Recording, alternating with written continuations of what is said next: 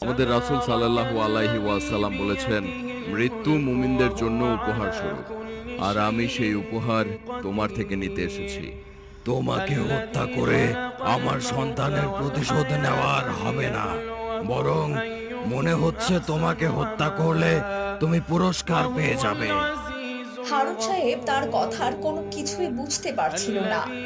প্রতিশোধের মৃত্যু তো তাকেই বলে যার চেহারায় মৃত্যুর ভয় রয়েছে, কিন্তু তোমার চেহারায় তো মৃত্যুর ভয় নেই, বরং মৃত্যুর আকাঙ্ক্ষা রয়েছে।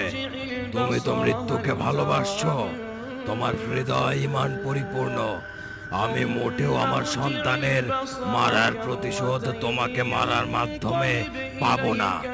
আর তাই আমার জন্য দোয়া করো, যেহেতু যাতে আমার সন্তান জান্নাতুল ফেরদাউস লাভ করে, আর আমিও